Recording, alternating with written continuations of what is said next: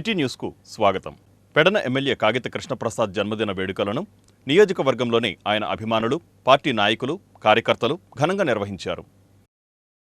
Pedana MLA కాగిత కృష్ణప్రసాద్ జన్మదిన వేడుకలను నియోజకవర్గంలోని ఆయన అభిమానులు, పార్టీ నాయకులు, కార్యకర్తలు ఘనంగా నిర్వహించారు. నియోజకవర్గంలోని అనేక గ్రామాల నుండి నాగేశ్వరరావుపేట స్వగృహం చేరుకున్న కాగిత కృష్ణప్రసాద్ను అభిమానులు దుశ్శాలువాలతో సత్కరించి కృష్ణప్రసాద్ చేత కేక్ కట్ చేయించి ఆయనకు శుభాకాంక్షలు తెలిపారు. ఈ సందర్భాన్ని పురస్కరించుకొని బంటుమిల్లి శ్రీ వేదగాయత్రి బ్రాహ్మణ సంక్షేమ సంఘం సభ్యులు ఆధ్వర్యంలో పండితులు, పురోహితులు ఎమ్మెల్యే కాగిత దంపతులకు వేద ఆశీర్వాదాలతో నూతన పట్టు వస్త్రాలు బహుకరించారు. నియోజకవర్గంలోని టీడీపీ, జనసేన శ్రేణులు, ప్రభుత్వ అధికారులు కాగిత కృష్ణప్రసాద్కు జన్మదిన శుభాకాంక్షలు తెలిపారు.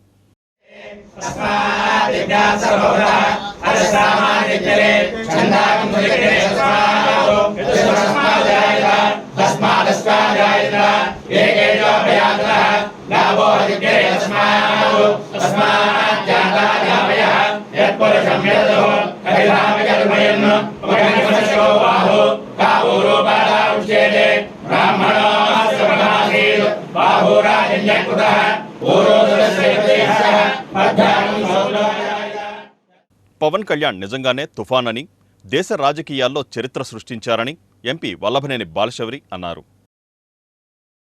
ఎన్నికల బరిలో నిలిచిన ప్రతి అభ్యర్థిని పవన్ కళ్యాణ్ గెలిపించుకోవడం రికార్డని మచిలీపట్నం జనసేన ఎంపీ బాలశౌరి అన్నారు. లోక్సభలో ఆయన మాట్లాడుతూ పవన్ కళ్యాణ్ చొరవతోనే పార్లమెంట్లో తనకు మాట్లాడే అవకాశం వచ్చింది అన్నారు. లోక్సభ స్పీకర్ ఓం బిర్లాకు అభినందనలు చెప్తూ ఆంధ్రప్రదేశ్ ఉప ముఖ్యమంత్రి, పంచాయతీరాజ్ శాఖ మంత్రి, జనసేన అధినేత పవన్ కళ్యాణ్ని వల్లభనేని బాలశౌరి పొగడ్తలతో ముంచేశారు. ఆయన మాట్లాడుతూ గడిచిన ఎన్నికల్లో జనసేన పవన్ కళ్యాణ్ చేసిన పోరాటం, పోటీ చేసిన ప్రతి స్థానంలో ఏ విధంగా గెలిచారు అన్న అంశాలను ఒక్కొక్కటిగా ఎంపీ బాలశౌరి పేర్కొన్నారు. రాష్ట్రాభివృద్ధి కోసం ప్రజల ఆకాంక్షలు, ఆశయాలు నెరవేర్చడానికి ఎన్డీఏ కూటమి ఏర్పాటుకు ఉప ముఖ్యమంత్రి పవన్ కళ్యాణ్ తీసుకున్న నిర్ణయాలు, ఆయన చేసిన త్యాగం గురించి సభలో ప్రస్తావించారు. భారతదేశంలో మరే పార్టీ సాధించని ఘన విజయం తన పార్టీ జనసేన సాధించిందని ఎంపీ పేర్కొన్నారు. 140 కోట్ల మంది ప్రజలు ఉన్న మన దేశంలో స్వతంత్రం వచ్చిన తర్వాత ఎన్నికల్లో పోటీ చేసిన 21 అసెంబ్లీ, 2 ఎంపీ స్థానాల్లో గెలిచి 100% స్ట్రైక్ రేట్ సాధించిన పార్టీ జనసేన మాత్రమే అన్నారు. శ్రీ పవన్ కళ్యాణ్ గారు, and my own behalf, I express my heartfelt congratulations and best wishes to you on your election as the Speaker of this prestigious House. Sir, I am confident, my party is confident, the House and 140 crore people of this country are confident that you will accomplish a great deal as a Speaker of this House. Sir, this is my third term as member of this House. Sir, I am here because of my party leader, Sri Pawan Kalyan Garu. Sir, I sincerely thank and express my gratitude to him for giving me this opportunity. Sir, Pawan Kalyan Garu is a star in AP, and Honorable PM rightly said during the NDA meeting in the Central Hall of Samyadan Sadhan that a Pawan nahi on the high. This is true. He is a tufan in Andhra politics. Sir, Pawan Kalyan Garu has made a record in history of independent India. Sir, Janasena party is the only party in the country since independence which has got 100% strike rate both in Lok Sabha and Assembly elections. Please. Sir, Janasena party fought 21 Assembly and 2 Lok Sabha seats and won all 21 Assembly seats. Sir, sir, రాష్ట్ర ప్రభుత్వం ప్రకటించిన ఉచితంగా 3 వంట gas సిలిండర్లకు సంబంధించి ఎటువంటి మార్గదర్శకాలు విడుదల కాలేదని గ్యాస్ డీలర్లు పేర్కొంటున్నారు. రాష్ట్ర ప్రభుత్వం ప్రకటించిన ఉచితంగా 3 వంట గ్యాస్ సిలిండర్లకు సంబంధించి మార్గదర్శకాలు ఇంకా రాలేదని గ్యాస్ డీలర్లు పేర్కొంటున్నారు.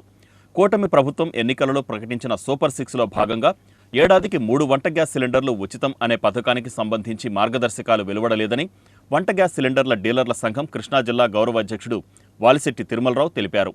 ప్రస్తుతం ఆయా కంపెనీల గ్యాస్ వినియోగదారులకు ఈకేవైసీ ప్రక్రియ కొనసాగుతోందని, ఉచిత గ్యాస్ సిలిండర్ పథకం పంపిణీ అనుకుని పెద్ద ఎత్తున గ్యాస్ కంపెనీలకు తరలివస్తున్నారని ఆయన వివరించారు.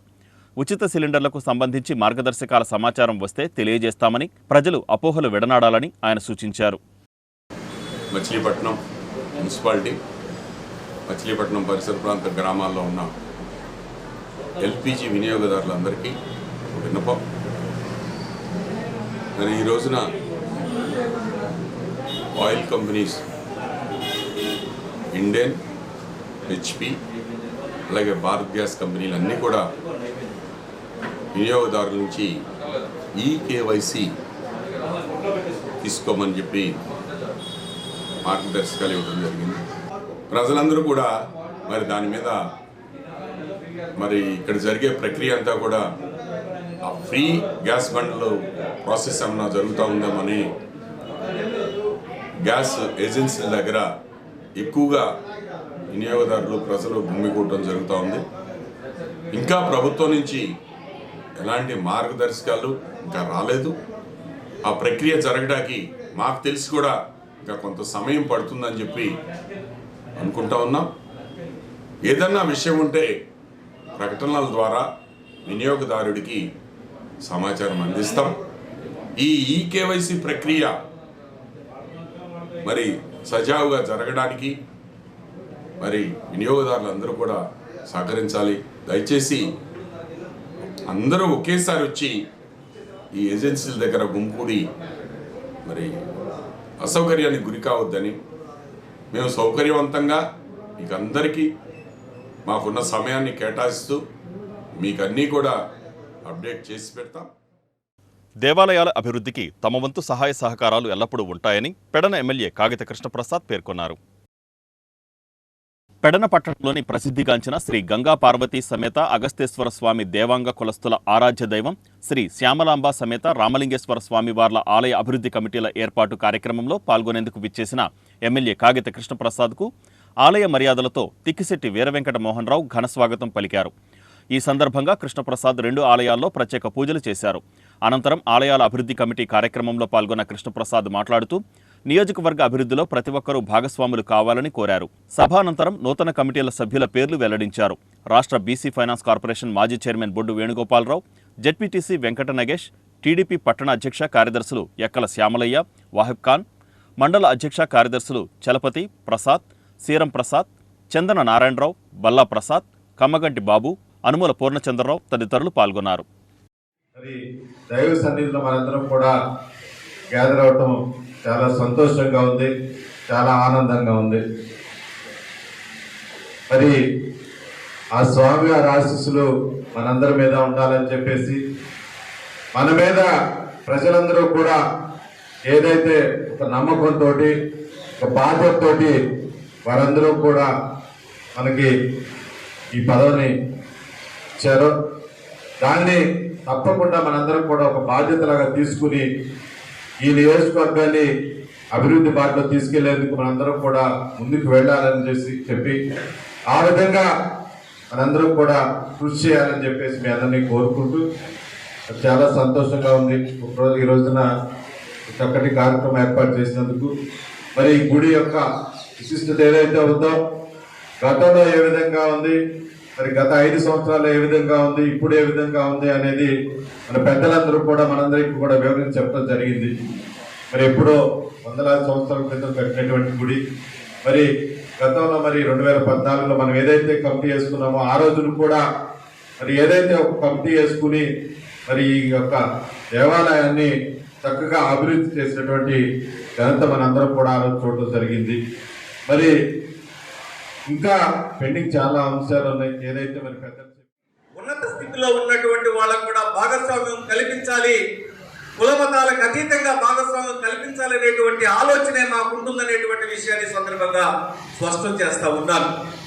ఈ రోజు ఎవరినైతే కమిటీలోకి తీసుకుంటున్నామో సేవా దృక్పథంతోనే కార్యక్రమాలు చేపట్టడం జరుగుతుందనేటువంటి విషయాన్ని, అటువంటి నమ్మకాన్ని, అటువంటి వాత్సల్యాన్ని మీరందరూ కూడా వారి మీద చూపాలని, వారు చేపట్టేటువంటి కార్యక్రమాలకి మీరందరూ కూడా సహకారం ఉండాలనేటువంటి విషయాన్ని మనం చేస్తూ ఉన్నాను.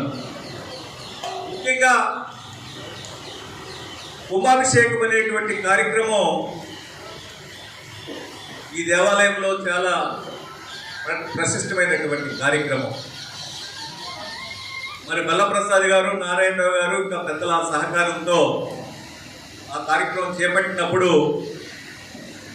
చాలా ఒత్తిడికి లోనయ్యాం. మేము మాకున్నటువంటిది చాలా సమయం దృష్టిలో పెట్టుకోవాలి. ఎవరైతే బ్రాహ్మణోత్తములు చెప్పినటువంటి ముహూర్తాలకి పనులన్నీ పూర్తి చేయాలి. ఏ పనిని ఆనాటి దివంగత శ్రీ శాసనసభ్యులు శ్రీ కాగిత వెంకటరావు గారు మమ్మల్ని నియమించారు. మేము ఈ దేవాలయానికి వచ్చిన రోజున ఈ దేవాలయ పరిస్థితులు ఎలా ఉన్నాయో ఇక్కడ ఉన్న ప్రతి ఒక్కరికి దాదాపుగా తెలుసు. ఆ పరిస్థితి నుండి ఇవాళ దేవాలయం ఈ రకంగా ఉండటానికి మా వెనకాలండి మమ్మల్ని నడిపించిన మా పెద్దలు, అలాగే ఈ ఊరే కాకుండా రూరల్ గ్రామాల నుండి వచ్చే భక్తులు కానీ అందరి సహకారంతో ఈ దేవాలయాన్ని ఈ రకంగా తీర్చిదిద్దడం జరిగింది.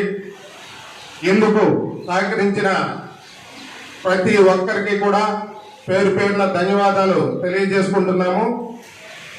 అలాగే ఈ దేవాలయ చరిత్రలో మహాకుంభాభిషేక మహోత్సవ కార్యక్రమాన్ని నిర్వహించి ఆ కార్యక్రమం తర్వాత దాని కొనసాగింపుగా స్వామివారి గర్భాలయ ద్వారానికి వెండి తాపడ కార్యక్రమాన్ని మొదలు పెట్టడం జరిగింది. అనూహ్య పరిస్థితుల్లో దానికి కొంత అంతరాయం కలిగింది. తద్వారా మళ్ళా ఆ కార్యక్రమాన్ని కొనసాగించడానికి మరలా ఈ రోజున మనకి అవకాశం వచ్చింది. ఎక్సాఫిషియో మెంబర్లుగా మంత్రి కొల్లు రవీంద్ర, ఎంపీ వల్లభనేని బాలశౌరిలు ఎన్నికయ్యారు. మచిలీపట్నం నగరపాలక సంస్థ ఎక్సాఫిషియో మెంబర్లుగా స్థానిక ఎమ్మెల్యే మరియు మైన్స్ అండ్ ఎక్సైజ్ మంత్రి కొల్లు రవీంద్ర, పార్లమెంటు సభ్యులు వల్లభనేని బాలశౌరి ఎన్నికయ్యారు. ఈ మేరకు కమిషనర్ బాపిరాజు ఉత్తర్వులు జారీ చేశారు. ఎంపీ బాలశౌరి గతంలో పెడన పురపాలక సంఘ ఎక్సాఫిషియో మెంబర్గా వ్యవహరించగా ఈ విడత మచిలీపట్నం కార్పొరేషన్ ఎక్సాఫిషియో మెంబర్గా వ్యవహరించనున్నారు. ఈ వార్తలు ఇంతటితో సమాప్తం. నమస్కారం.